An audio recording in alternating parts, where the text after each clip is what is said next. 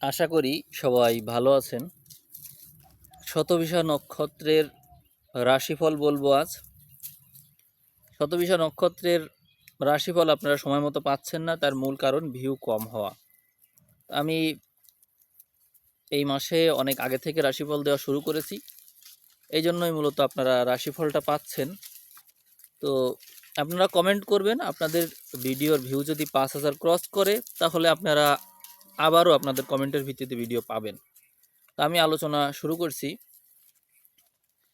আপনাদের কুম্ভ রাশি, রাশির অধিপতি শনি, আর আপনাদের মূল নক্ষত্র অধিপতি হলো রাহু। রাহু শতভিষা নক্ষত্রেই বসে আছে, কিন্তু রাহু তো নৈসর্গিক পাপ গ্রহ। এই জন্য পাপ গ্রহ হওয়ার কারণে আপনারা শারীরিকভাবে এবং মানসিকভাবে উভয়ভাবেই পীড়িত আছেন।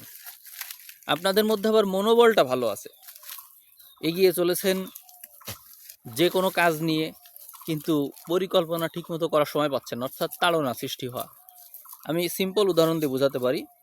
ধরুন আপনি চাকরি বাকরি পাচ্ছেন না, আপনার মাথায় হঠাৎ করে প্ল্যান আসলো, আচ্ছা লিখে লিখে পড়লে কেমন হয়, নতুন করে একটা খাতা বানাতে পারি। আপনি রুটিন বানালেন, এখন খাতা তো লাগবে। খাতা তাৎক্ষণিকভাবেই আপনি চলে গেলেন খাতা কিনতে। যে খাতাটা আপনার লাগবে সেটা আপনি কিনবেনই, তাৎক্ষণিকভাবেই কিনতে হবে আপনার, মানে তখনই লাগবে, দেরি করার কোনো সুযোগ নেই। তাড়না তো এরকমই বিষয়। এবং আপনি কিনেও নিয়ে আসলেন, শুরু করলেন, কিছু দূর এগোনোর পরে আপনার মনে হলো যে না, এটা ভিন্নভাবেই করা যেত, পরিকল্পনাটা ভিন্নভাবে করা যেত, অন্যভাবে হয়তো পরিকল্পনা করলে সফল হওয়া যেতে পারে। ওই পরিকল্পনার আপনি বেশি দূর এগোতে পারলেন না। প্রবলেমটা হচ্ছে এখানে। রাহু মূলত মানুষকে যেটা করে, ইনস্টিগেট করায়, অর্থাৎ কোনো কিছু আপনি শুরু করছেন, সেই পরিকল্পনাটা বেশি দূর এগোতে পারছেন না, ধরে রাখা মুশকিল কাজ হচ্ছে, এই প্রবলেমটা হয়ে থাকে।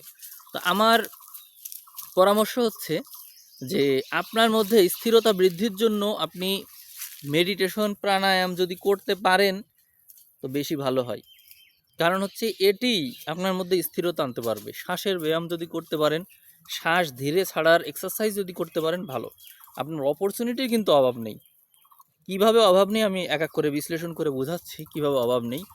দেখুন, আপনার রাশির অধিপতি শনি, সে মিনের ঘরে নিজের নক্ষত্রে অবস্থান করে আছে। এর মানে হলো আপনার অপরচুনিটি সম্পদের দিক থেকে আসবে, এবং আপনার মূল টেন্ডেন্সি এখন আছে সম্পদ কেন্দ্রিক হয়েই। আপনি সম্পদ অর্জনের জন্য যে কোনো কিছু করতে প্রস্তুত আছেন, আর সেটি হচ্ছেও আপনার সাথে। আপনি নানান দিক থেকে অপরচুনিটি পাচ্ছেন, কিন্তু সব হয়তো কাজে লাগাতে পারছেন না। এর কারণ হলো মানসিক চাপ। এত বেশি দায়িত্ব নিয়ে ফেলছেন, কোনটা রেখে কোনটা করবেন, সারাদিন দৌড়ের উপর আছেন, ঘুমও ঠিকমতো হচ্ছে না, এরকম যন্ত্রণায় আপনি আছেন। কিন্তু সুস্থতায় যদি না থাকে তাহলে আম, এত এত দায়িত্ব নিয়ে সেগুলো সব শেষ করবেন কি করে? এতে করে বিশ্বাসযোগ্যতা হারাতে হতে পারে।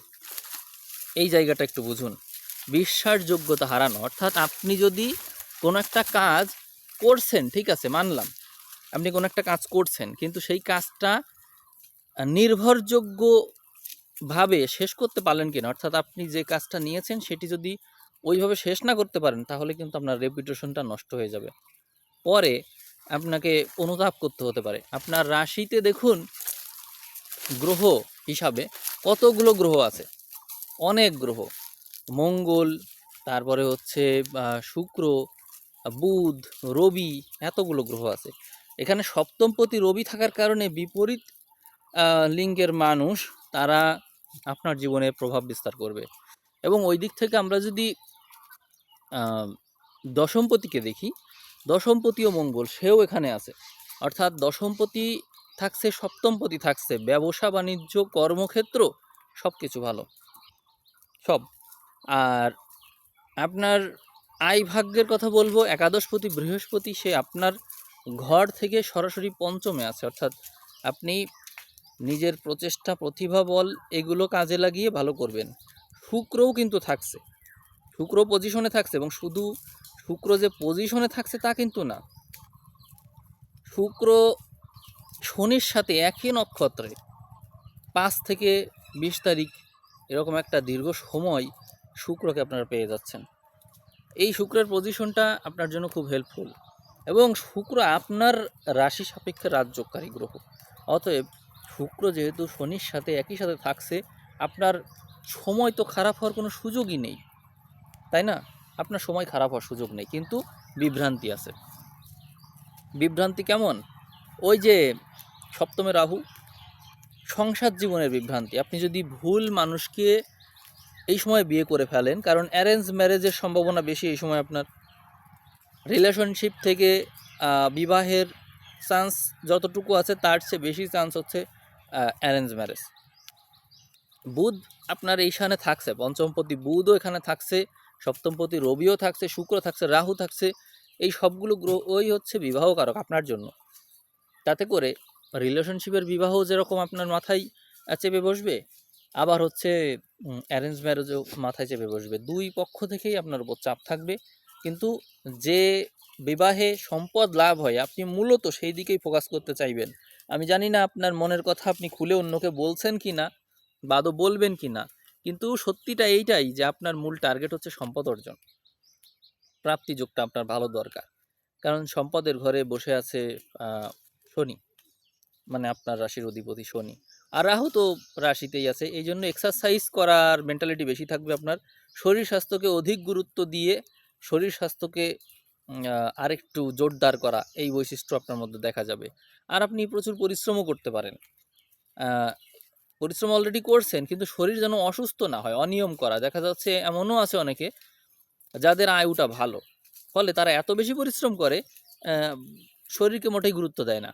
তো দেখা যায় যে এই সময় তারা অনেকে অসুস্থ হবে, কারণ এখন এই রবি, রাহু, মঙ্গল এরকম নানান গ্রহ একত্র হওয়ার কারণে আপনার সমস্যাটা বেশি হতে পারে। তবে তারপরেও গ্রহগুলো যে পজিশনে থাকছে, অতিমিত্র, তারপরে হচ্ছে আপনার জন্মতারা, এবং হচ্ছে আপনার সম্পদ তারা, এরপরে বিপদের দিকে যাবে। কিন্তু তারপরেও এই গ্রহগুলো আপনার মানে জন্মতারার আশপাশেই থাকছে, ফলে সম্পদ অর্জন এবং মিত্রতার সম্বন্ধ এগুলো বেশি বেশি তৈরি হবে।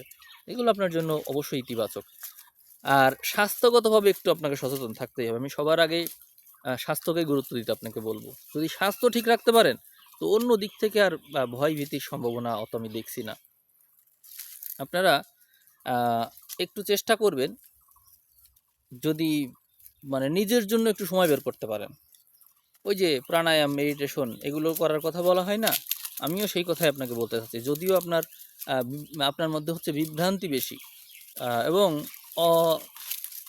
মানে কোনো কিছুকেই বেশিক্ষণই করে রাখতে পারেন না, অস্থিরতা এটা বেশি। তো অস্থিরতার কারণে আপনি মানে করতে পারেন না কোনো একটা মানসিক স্থিতি, এটাকে ধরে রেখে সামনের দিকে এগোনোটা পারেন না। এটাই হচ্ছে আপনার মূল সমস্যা। তো তার জন্যই আমি ওই কথা বললাম। আর চেষ্টা করবেন যে পোশাক আশাক পরবেন ওগুলো এক রঙের পোশাক ব্যবহার করার। রঙটা এক হলে কি হয়, মনোযোগটা ধরে রাখা যায়, এটি আমার কাছে মনে হয়। আর মুদ্রা, প্রাণায়াম এগুলো করতে পারেন। মুদ্রা, প্রাণায়াম করলে মানসিক স্থিতি একটু শক্তিশালী হয়। যেমন হচ্ছে মুদ্রা প্রাণায়াম হিসেবে আমি বলতে পারি, ধরুন এই যে এই মুদ্রাটা কিন্তু ভালো। এই মুদ্রাটা, এর নাম হচ্ছে অনুশাসন মুদ্রা। আপনারা সার্চ দিবেন, দেখে নেবেন। অনুশাসন মুদ্রা করলে 5 মিনিট মতো করলেই হয়, 2 আঙুলে, 2 হাতে করবেন এটা। এই মুদ্রা করলে নিজের মনকে কন্ট্রোল করা যায়, অর্থাৎ চিন্তা কন্ট্রোলে থাকে, অনেকক্ষণ ধরে কোনো কাজে মনোযোগী থাকা যায়। এটি ইতিবাচক মনে করছি আমি। এরপরে আপনাকে পরামর্শ দিতে পারি যে চাকরি বাকরি বা কর্ম এই বিষয়ে, যেমন হচ্ছে অনেকে ব্যবসা বাণিজ্য বা চাকরি এই দুটোর বিষয়েই করে, ভাবনা চিন্তা করে এবং কমেন্টও করে যে আমার চাকরি বাকরি বা ব্যবসা নিয়ে কিছু বললেন না। তা আমি বলবো যে আপনার রাশি সাপেক্ষে যদি সামনের দিকে এগোই, তাহলে আমরা দেখতে পাবো দশম ঘরে বিশেষ কোনো গ্রহ নেই, কিন্তু না থাকলেও দশম ঘরের অধিপতি মঙ্গল, সে আপনার রাশিতে অবস্থান করছে এবং রাহুর সাথে যুক্ত হচ্ছে। ফলে এটা লিখে দেওয়া যায় আপনাকে, মানে গ্যারান্টি দিয়ে বলা যায় যে আপনি কর্মব্যস্ত থাকবেন, এই মাসে থাকবেনই কর্মব্যস্ত। এখন যদি বলেন যে না আমার কোনো কাজ নেই, কোনো কাজ যদি না থাকে তো আপনি ঘরেও বসে থাকতে পারবেন না। আমার মনে হয় না যে কুম্ভ রাশি শতবিশা নক্ষত্রের মানুষ ঘরে বসে আছে এই সময়, এটা সম্ভবই না। যদি আপনার কোনো কাজ না থাকে তাহলে আপনি ঘরে বসেও থাকতে পারবেন না, আপনাকে কোনো না কোনোভাবে দৌড়াতে হবে। দৌড়াতে হবে বলতে চলাচল করতে হবে। আমি বলবো যে আপনার কোনো কাজও যদি না থাকে তারপর আপনি এক্সারসাইজ করার জন্য হলেও বের হন, এটা খুব দরকার হবে। নইলে কিন্তু অসুস্থ হয়ে হাসপাতালে দৌড়াদৌড়ি করতে হবে, কিন্তু দৌড়াতে আপনাকে হবেই, আপনাকে ছুটতে হবে। কারণ গ্রহ নক্ষত্রের পজিশন এটাই নির্দেশ করে। এখানে যে বুধ থাকছে সেটি কিন্তু আপনার জন্য ইতিবাচক চিন্তা নেতিবাচক চিন্তা উভয়ই নিয়ে আসতে পারে। যদি আপনি কাজ করেন তো ব্রেন ওই দিকে খাটলো, আর যদি কাজ না করেন তো ব্রেন নেগেটিভির দিকে খাটলো, কিন্তু ব্রেন তো আপনাকে খাটাতেই হবে। আমি জানি না আপনারা আমার এই কথাকে কীভাবে নিলেন, কিন্তু এই ঘটনা ঘটবে। আর প্রেম প্রেম ভাগ্য থেকে আমরা শুধুমাত্র যে প্রেমই বিচার করে থাকি তা না, ওখান থেকে সন্তান, প্রতিভা এগুলোও দেখা হয়। তো পঞ্চম বৃহস্পতি এই সময় যাদের সন্তান হবে, কারণ আপনার সময় যেমনই থাকুক আপনার যে সন্তান হবে সেই ভাগ্যটা আবার ভালো। এখানে বৃহস্পতি অবস্থান করছে, এই জন্য এটা আপনার সৌভাগ্য বৃদ্ধির কারণ হবে। যাদের যাদের এই সময় সন্তান হবে তাদের জন্য ভালো থাকছে। আর প্রেম যদি কারোর সাথে হয়ে যায় তাহলেও আমি সেটিকে পজিটিভলি ধরবো, প্রেম ভাগ্যকে। আর প্রেম থেকে বিবাহের দিকে যদি আপনারা যান তাহলে ঝামেলা ছাড়া শেষ করার চেষ্টা করবেন এই রিলেশন। মানে রিলেশন মানে হচ্ছে এই রিলেশন টেনে নিয়ে যাচ্ছেন, বিয়ের দিকে গেলেন, কিন্তু আপনারা যে বিবাহটা শেষ করবেন সেটির জন্য ঝামেলা মুক্ত হয়ে শেষ করতে পারেন।